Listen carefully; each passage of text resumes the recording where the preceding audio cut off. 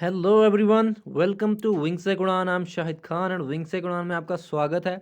Dear students, जैसा कि आप जानते हैं हम फाइनेंस अकाउंट असिस्टेंट के रिगार्डिंग एक एमसीक्यू सीरीज चला रहे हैं, जिसमें हम इसके जीके के पोर्शन को कवर करने की कोशिश कर रहे हैं थ्रू एमसीक्यूज। एंड इसके ऑलरेडी बहुत सारे वीडियोस आ चुके हैं। तो आज मैं आपके लिए एक और वीडियो लेके आया हूँ, जिसमें हम कुछ और इंपॉर्टेंट एमसीक्यूज को देखेंगे। तो चलिए शुरू करते हैं। लेकिन उससे पहले मैं आपको बता दूं कि जेके पुलिस सब इंस्पेक्टर के एग्जाम के लिए एक टेस्ट सीरीज लॉन्च हो चुकी है विंग से उड़ान ऐप पे, जहाँ पे आपको 10 sectional and 5 full length test जो है वो देने को मिलेंगे मात्र 299 रुपीज़ में। एंड इसके साथ साथ मैं आपको ये भी बता दूं, आपको करना क्या होगा, विंग से उड़ान ऐप को डाउनलोड करना होगा, खुद को रजिस्टर करना होगा एंड उसके बाद आप ये टेस्ट जो है दे पाएंगे। तो चलिए शुरू करते हैं आज के एमसीक्यूज को, बिकॉज टाइम ऑलरेडी कम है हमारे पास। तो हम कर रहे हैं डिस्कस ट्रांसपोर्ट एंड कम्युनिकेशन, जो कि जीके पोर्शन में एक टॉपिक है, सेपरेट टॉपिक है। तो इस पे हम ऑलरेडी 3 पार्ट जो है डिस्कस कर चुके हैं, तो ये इसका पार्ट डी रहेगा, यानी लास्ट पार्ट रहेगा इसका। आज हम इसको वाइंड अप करेंगे, ओके। एंड कल से हम एक नया टॉपिक शुरू करेंगे अपना। तो इसी तरह हमारा एक टॉपिक जो है वो कवर होता आ रहा है। तो चलिए शुरू करते हैं आज के पहले क्वेश्चन से। लास्ट टाइम हमने क्वेश्चन नंबर 45 तक अपनी डिस्कशन की थी, 46 तक डिस्कशन की थी। तो ये है हमारा आज का पहला क्वेश्चन। तो क्वेश्चन क्या है, which of the following is A correct sequence. तो असल में आपको पता है ट्रांसपोर्ट एंड कम्युनिकेशन में कम्युनिकेशन भी पार्ट है। तो ये कम्युनिकेशन के ही रिगार्डिंग है कि कौन सा सही सीक्वेंस है। सेंडर, इनकोडिंग, चैनल, फीडबैक और दूसरा भी आप देख पा रहे हैं, तीसरा भी आप देख पा रहे हैं। तो मैं आपको बता दूं इसका करेक्ट ऑप्शन जो है हमारा वो है option number C. Okay, option number C. पहले सेंडर होता है, उसके बाद वो मैसेज को इनकोड करता है, फिर वो किसी चैनल के थ्रू दूसरे तक जाती है जो कि रिसीवर होता है। रिसीवर इसको फिर डिकोड करता है और उसके बाद रिसीवर जो है वो फीडबैक देता है इसी मैसेज के रिगार्डिंग। तो ये एक मैसेज के रिगार्डिंग मैंने आपको बोला है, यहाँ पे रखिए ये मैसेज या फिर कोई भी चीज़ जो कम्युनिकेट हो एक व्यक्ति से दूसरे व्यक्ति तक, तो ये उसका करेक्ट सीक्वेंस है। ओके, तो चलते हैं हम अपने नेक्स्ट क्वेश्चन पे। आप इस सीक्वेंस को याद रखिएगा, हो सकता है इस तरह से भी क्वेश्चन ऐसे भी पूछ ले। तो पार्ट सी इसका करेक्ट ऑप्शन था। चलते हैं क्वेश्चन नंबर 48 पर। तो यहाँ पे हम देखते हैं कि हमारे पास स्टेटमेंट्स हैं। Press trust of India was registered in 1947। तो पीटीआई जिसको आप कहते हैं, पीटीआई इसको शॉर्ट फॉर्म में है, प्रेस ट्रस्ट ऑफ इंडिया। तो ये 1947 में ही रजिस्टर हुआ था। तो 1947 करेक्ट, हमारे पहला स्टेटमेंट करेक्ट है। दूसरा स्टेटमेंट देखते हैं, all India radio is India's public service broadcaster. तो मैं आपको बता दूं, जो ऑल इंडिया रेडियो है ये इंडिया का पब्लिक सर्विस ब्रॉडकास्टर ही है। तो ये भी करेक्ट है। एंड इसके साथ साथ तीसरा हमारे पास है प्रेस काउंसिल ऑफ इंडिया, जिसको आप पीसीआई से जानते हैं, पीसीआई। तो ये क्या है, press council of India aims to preserve the freedom of press in India. तो इन इंडिया यहाँ पे लिखा नहीं है, लेकिन आप याद रखना ये इन इंडिया की बात ही मैं कर रहा हूँ। तो ये भी करेक्ट है। And press council of India की बात करूँ तो ये 1966 में सेटअप किया गया, आप ये भी याद रखेंगे। ओके, पार्लियामेंट के द्वारा ये सेटअप किया गया है, ये भी आप याद रखेंगे। प्रेस काउंसिल ऑफ इंडिया, तो पी से प्रेस एंड पी से पार्लियामेंट, तो याद रहेगा 1966। तो ये तीनों करेक्ट स्टेटमेंट से हमारे पास ऑप्शन क्या हो सकता है, all are correct, option number C, all are correct. तो आप ये याद रखेंगे। चलते हैं हम अपने नेक्स्ट क्वेश्चन पे। Which of the following is true about PIB. तो पीआईबी आपने अक्सर सुना होगा, press information bureau. Okay, press information bureau, info लिख रहा हूं मैं, तो आप समझ जाइएगा। प्रेस इंफॉर्मेशन ब्यूरो जो है पीआईबी, इसके रिगार्डिंग यहाँ पे ट्रू क्या है, तो हमें ये बताना है। It is the nodal agency of government to disseminate information to media. तो ये गवर्नमेंट की तरफ से मीडिया को इंफॉर्मेशन देता है कि गवर्नमेंट के द्वारा ये किया गया है, ये किया गया है। जितनी भी चीज़ें गवर्नमेंट के द्वारा होती हैं उनकी इंफॉर्मेशन जो है वो मीडिया तक पहुँचाने का काम पीआईबी का है। तो पहला करेक्ट है, बिल्कुल करेक्ट है।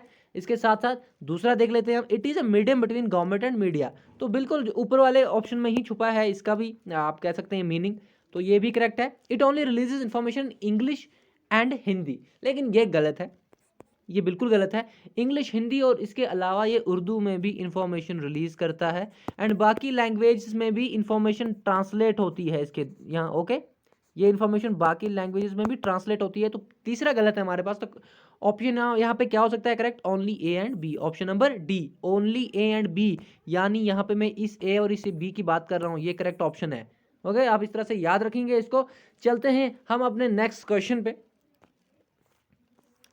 क्वेश्चन नंबर 5 हमारे पास है, which of the following is not an example of mass communication. तो मास कम्युनिकेशन के रिगार्डिंग कौन सी इंफॉर्मेशन यहाँ पे सही नहीं है।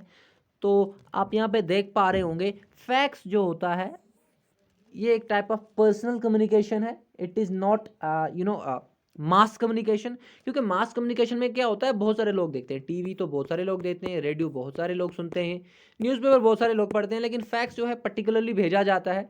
ओके, तो ये हमारे पास मास कम्युनिकेशन की एग्जाम्पल नहीं है, आप ये याद रखेंगे। एंड इसके साथ मैं आपको ये भी बता दूं कि मोबाइल फ़ोन भी एक तरह का पर्सनल कम्युनिकेशन है। ओके, आप ये भी, ईमेल भी एक तरह का पर्सनल कम्युनिकेशन है। तो ये आप याद रखेंगे, ये इसका करेक्ट ऑप्शन था। चलते हैं हम अपने नेक्स्ट क्वेश्चन पे। क्वेश्चन नंबर 51 हमारे पास है, in India radio was started by dash in 1923। तो 1923 में रेडियो जो है इसको स्टार्ट किया गया, किसके द्वारा। यहाँ पे इसका करेक्ट ऑप्शन है radio club of Bombay. Bombay club नहीं है, मीडिया क्लब बॉम्बे नहीं है, तो रेडियो क्लब ऑफ बॉम्बे जो है 1923 में इन्होंने क्या किया, रेडियो को स्टार्ट किया इंडिया में। एंड इसके साथ साथ मैं आपको ये भी बता दूं, इसके बाद एक और चीज़ होती है, बनता है ऑल इंडिया रेडियो।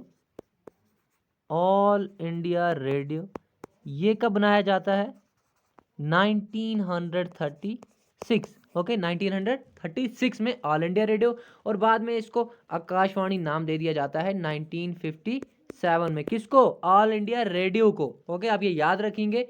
एंड इसके साथ मैं आपको एंड पे बता दूं ये भी चीज़ कि क्या होता है 1976 में, ये कुछ डेट्स आप याद रखेंगे। 1976 में क्या होता है, ऑल इंडिया रेडियो से अलग कर दिया जाता है टीवी को, टेलीविजन सेपरेट हो जाता है, आप ये भी याद रखेंगे। किससे, ऑल इंडिया रेडियो से।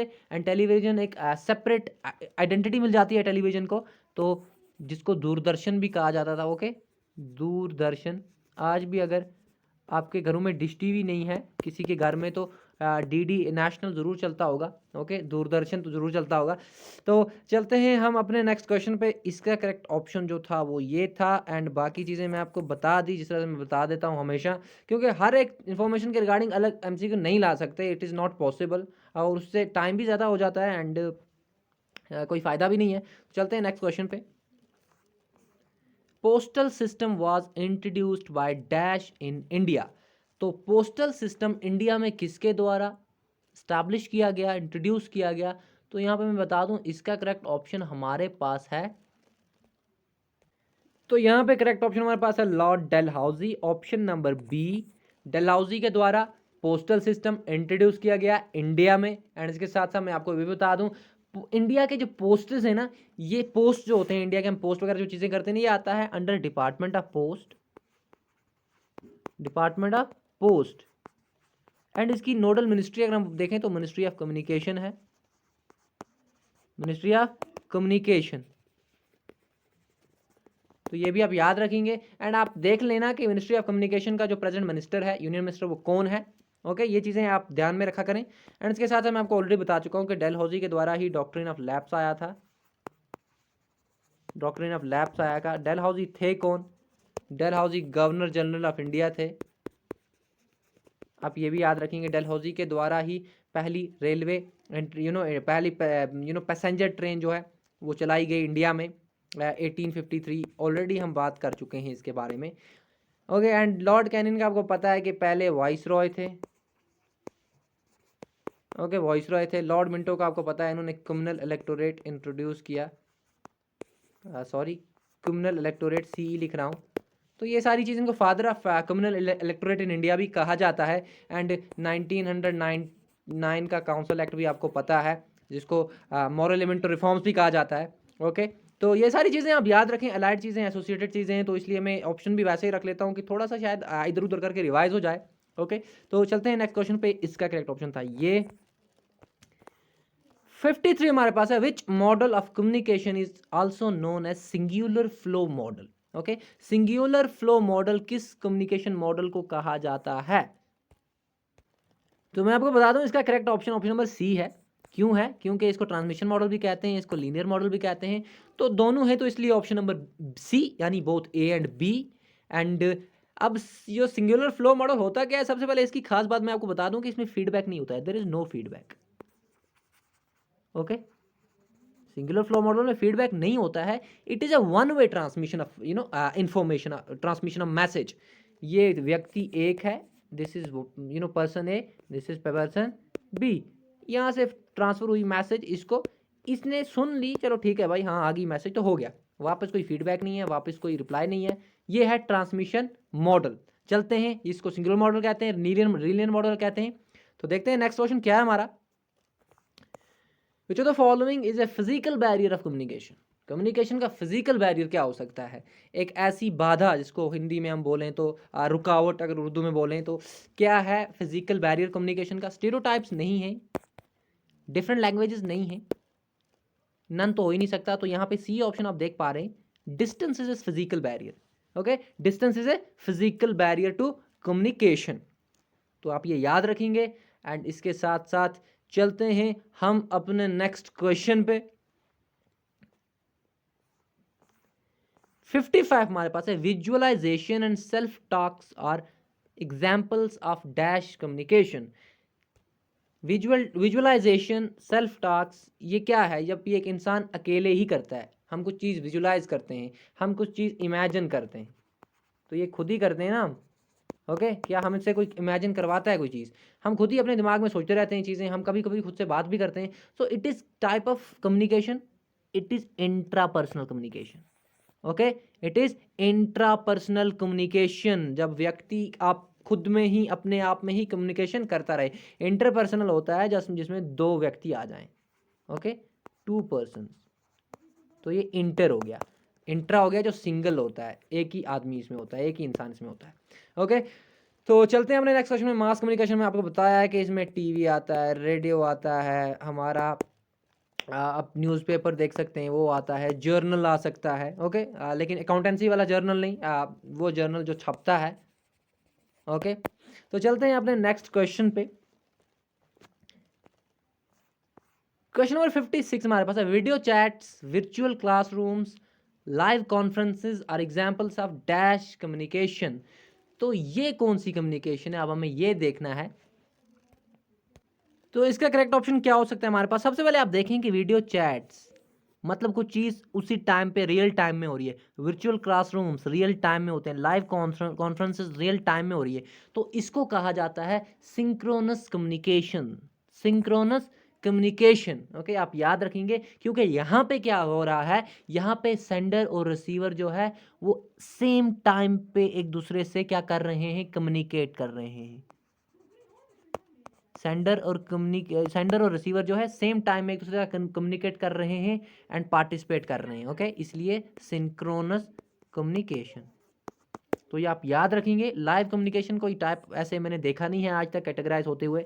और एसिंक्रोनस कम्युनिकेशन जो होता है, इसके बारे में आपको बता दूं कि ये जो सेंडर और रिसीवर होता है ना, ये रियल टाइम में यानी कि सेम टाइम पे एक दूसरे से कम्युनिकेट नहीं करते हैं। तो आप ये याद रखें, जिस तरह से हमने मेल कर दिया किसी को, तो मैं आपको आज मेल करूंगा, आप 2 दिन बाद देखेंगे, तो सेम टाइम में नहीं हुआ कम्युनिकेट। ओके, बट सिंक्रोनस में क्या होता है कि सेम टाइम में कम्युनिकेट होता है रिसीवर और सेंटर के बीच में। तो चलते हैं हम अपने नेक्स्ट क्वेश्चन पे। लेकिन 2 टाइप और हैं कम्युनिकेशन के जो आपको मैं बता दूं, एमसीक्यू में नहीं रख पाया लेकिन बताना ज़रूरी है, जिसको हम कहते हैं universal communication. Okay, universal communication भी एक टाइप है। यूनिवर्सल कम्युनिकेशन में क्या होता है, देयर आर 5 कंपोनेंट्स। सबसे पहले आप ये याद रखेंगे 5 कंपोनेंट्स होते हैं। इसमें सेंडर होता है, फिर मैसेज होती है, फिर चैनल होता है, फिर रिसीवर होता है, फिर फीडबैक होता है। तो ये 5 कंपोनेंट होते हैं, sender, message, channel, receiver, feedback. Okay, तो ये आप याद रखेंगे, this is universal communication. Okay, and इसके साथ साथ एक और कम्युनिकेशन होती है जिसको कहते हैं transactional communication. Okay, transactional communication, ये कम्युनिकेशन क्या होती है कि इसमें होता क्या है कि दोनों सेंडर और रिसीवर जो है ना, 2 लोग हैं ना, कम्युनिकेशन में एटलीस्ट 2 लोग तो होते हैं। इंट्रापर्सनल कम्युनिकेशन हो तो उसमें सिर्फ एक ही व्यक्ति होता है। तो क्या होता है कि दो लोग एक दूसरे की मैसेज देख सेंड भी करते हैं एक दूसरे को मैसेज, एंड एक दूसरे की मैसेजेस रिसीव भी कर लेते हैं। ओके, तो दोनों प्रोसेस दोनों तरफ से काम होता है, तो इसको कहते हैं ट्रांजैक्शनल कम्युनिकेशन मॉडल। तो ये भी आप याद रखेंगे। ओके, या फिर ट्रांजैक्शनल कम्युनिकेशन आप इस तरह से भी याद रख सकते हैं। तो चलते हैं हम अपने नेक्स्ट क्वेश्चन पे। इसका करेक्ट ऑप्शन था ये, हमारे पास है, in India first Telegram message was transmitted between Calcutta and dash in 1850। Okay, तो पहली जो मैसेज है, पहला जो टेलीग्राम मैसेज है, actually it was first telegraph message, not Telegram message. Telegram तो बहुत रिसेंटली आया है। तो पहला टेलीग्राफ मैसेज इंडिया में कहाँ से कहाँ ट्रांसमिट हुआ? 1850 में। तो मैं आपको बता दूं, जो आप यहाँ पे ऑप्शन देख पा रहे हैं, एक तो कलकत्ता वहीं से दिया हुआ है, दूसरा हमारे पास है Diamond Harbour. So from Calcutta to Diamond Harbour the first telegraph message was transmitted in 1850। तो ये आप याद रखेंगे। एंड थाने, आपको पता है पहली पैसेंजर ट्रेन चली थी थाने तक। दूसरी हमारा है बोरीबंदर। ये बोरीबंदर क्या है? पहला हमारे पास रेलवे स्टेशन है, बता चुका हूं मैं आपको, पहला रेलवे स्टेशन है, ये मुंबई में है। तो चलते हैं अपने नेक्स्ट क्वेश्चन पे हम। 59 हमारे पास है, Aryabhata was launched in dash, it is India's first indigenous satellite. तो आर्यभट्टा कब लॉन्च किया गया था?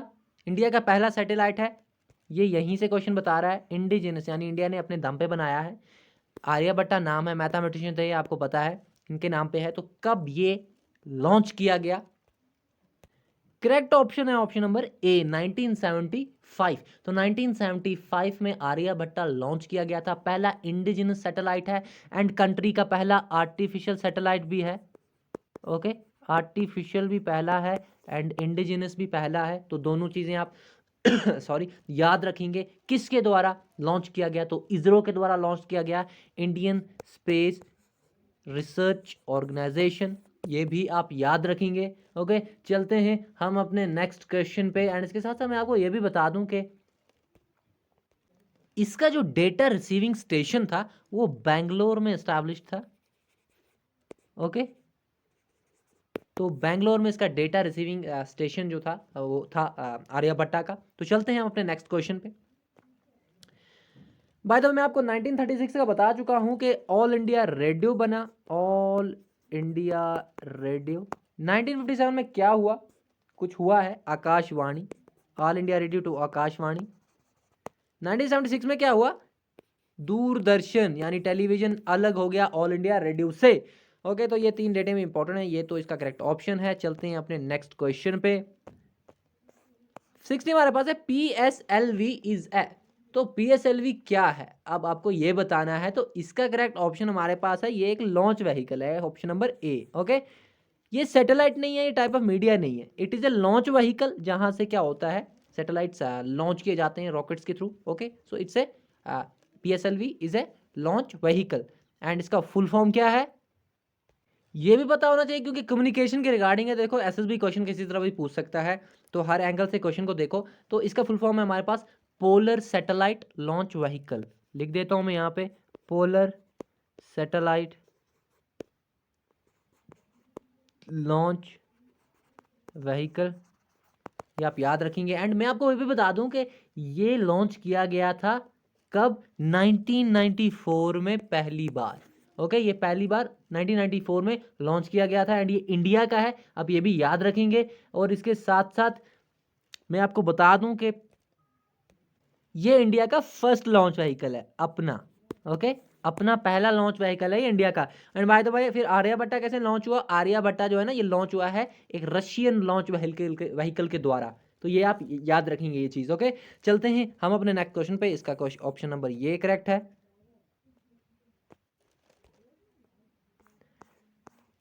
तो अब हमारे पास आ गया 61। सो ये हमारे पास 60 था, बिल्कुल 61। इनसैट इज है। तो इनसैट क्या है? आप इनसैट के बारे में हम बात कर लेते हैं।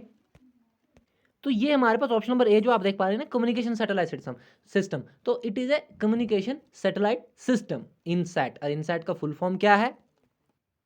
Indian national satellite system, Indian national satellite system. तो ये भी आप याद रखेंगे। ओके। एंड इनसैट के द्वारा एक geostationary communication and weather satellite जो है वो लॉन्च किया गया है इनसैट के द्वारा।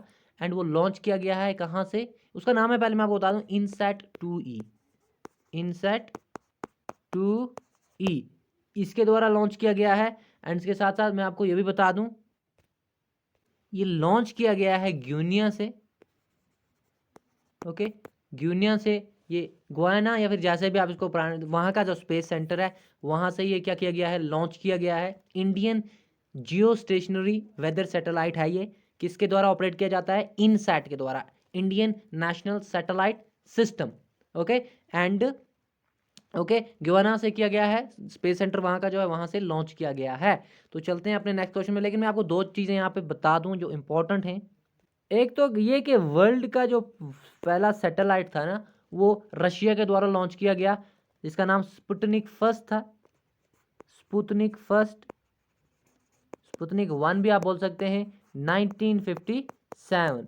ओके, दूसरी चीज़। एंड इसके साथ साथ चलते हैं हम अपने नेक्स्ट क्वेश्चन पे। In India, in context of satellites, in context of satellites ऐसे है ये असल में, in context of satellites systems GPS stands for. तो जीपीएस का क्या फुल फॉर्म है। जब हम सैटेलाइट सिस्टम्स की बात करते हैं तो इसका जो करेक्ट ऑप्शन है वो है global positioning system. Okay, global positioning system. तो आप याद रखेंगे, शायद इसके बारे में एब्रीविएशन आ जाए, फुल फॉर्म पूछ लिया जाए। एसएसबी बड़े फुल फॉर्म पूछ रहा है, क्योंकि लद्दाख के पेपर में भी आपने अगर देखा होगा तो बहुत सारे जो फुल फॉर्म से वो पूछे गए। एंड ये जीपीएस जो है ना, ग्लोबल पोजीशनिंग सिस्टम, ये असल में एक नेविगेशन सैटेलाइट सिस्टम है। ओके, ये एक नेविगेशन सैटेलाइट सिस्टम है जो लोकेशन एंड टाइम सिंक्रोनाइजेशन वगैरह की जो इन्फॉर्मेशन देता है। तो ये आप याद रखेंगे। चलते हैं क्वेश्चन नंबर 63 पे। Informal communication is also known as dash communication. तो इसका करेक्ट ऑप्शन है, बिल्कुल ईजी है, grapevine communication. Grapevine communication ही हमारी इनफॉर्मल कम्युनिकेशन है। इनफॉर्मल कम्युनिकेशन सीधा हो गया गप मारना, आप ऐसे याद रखेंगे, गप मारना, क्योंकि ये फॉर्मल नहीं होता, हम दोस्तों से बैठते हैं तो that is informal communication. Okay, family में हम बैठे हैं तो इनफॉर्मल कम्युनिकेशन हो रहा है। फॉर्मल कम्युनिकेशन इज जब हम किसी किसी को एप्लीकेशन लिख रहे हैं या फिर किसी अथॉरिटी को लिख रहे हैं, अथॉरिटी से बात कर रहे हैं, किसी टीचर से बड़े अच्छे से बात करते हैं, तो दैट इज़ फॉर्मल कम्युनिकेशन। तो ये इनफॉर्मल कम्युनिकेशन है, गप्पे मारना। गप्पे मारना एंड ग्रेप वाइन सेम है, जी से दोनों, तो आपको याद रहेगा। चलते हैं हम अपने नेक्स्ट क्वेश्चन पे। क्वेश्चन नंबर 4 हमारे पास है, email was invented by dash. तो ईमेल किसके द्वारा इन्वेंट किया गया, तो यहाँ पे इसका करेक्ट ऑप्शन हमारे पास है रे टोमिल्सन। ओके, कह रहा है, आपने कंप्यूटर में भी पढ़ा होगा, रे टोमिल्सन। ईमेल हो गया इलेक्ट्रॉनिक मेल हमारे पास 1971। ओके, आप ये भी याद रखेंगे। एंड इसके साथ साथ ग्रैहम बेल की बात करते हैं तो बेल टेलीफोन में बजती है, तो टेलीफोन जो है ग्रैहम बेल के द्वारा इन्वेंट किया गया। जेम अगस्टस हिकी के द्वारा पहला न्यूज़पेपर, इंग्लिश में पहला न्यूज़पेपर इंडिया का चलाया गया, एस्टैब्लिश किया गया, इसको बंगाल गैजेट के नाम से जाना जाता है। ओके, बंगाल GZ लिख रहा हूँ यहाँ पे। एंड फिलो फ्रांस वर्थ जो है, इन्होंने टेलीविज़न को इन्वेंट किया, इलेक्ट्रॉनिक टेलीविज़न को इन्वेंट किया इन्होंने, टेलीविज़न। ओके, तो ये भी आप याद रखेंगे, क्योंकि ये चारों चीज़ें कम्युनिकेशन में आती हैं, कम्युनिकेशन में पढ़ी जाती हैं, तो इसलिए ये इंपॉर्टेंट हो जाती हैं। करेक्ट ऑप्शन तो ऑप्शन नंबर ए था। एंड मैं आपके एंड पे भी कुछ चीज़ें छोड़ता हूँ कि जो भी चीज़ आपको लगती है कि इससे कम्युनिकेट हो सकता है, जो भी इलेक्ट्रॉनिक चीज़ है जिससे कम्युनिकेट हो सकता है, mobile phone, laptop and all that, आप देखेंगे कि किसने क्या क्या इन्वेंट किया है, क्योंकि कम्युनिकेशन है तो इस तरह से भी क्वेश्चन पूछा जा सकता है। एंड दो चीज़ें आप हमेशा किया करें, इतने ही क्वेश्चन थे आज के। एक तो जब भी कोई टॉपिक लिखें गूगल में तो एक जगह न्यूज़ सेक्शन भी होता है, तो उस टॉपिक को न्यूज़ सेक्शन क्लिक करें, वहाँ से क्या होता है, उसका रीसेंट आ जाता है।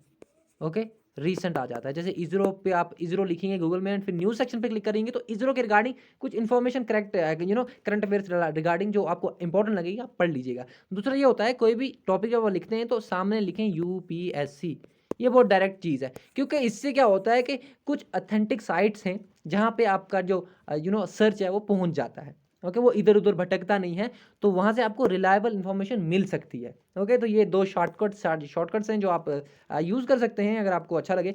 And this was all about today. I'll see you guys, tomorrow with a new topic and some important MCQs. So till then, goodbye, take care, and पढ़ते रहे, and we'll see you people in next lecture. And इसके साथ मैं आपको बता दूं कि अगर एक बच्चे ने कहा है कि NH27 ही है जो लॉन्गेस्ट नेशनल हाईवे है, तो प्लीज़ आप लिंक भी दे दें नीचे, तो मैं भी देख लूं, because I try to look at the NHAI site, but I couldn't find this NH27 is the longest national highway. So please put the link in comment, ताकि मुझे भी पता चल जाए।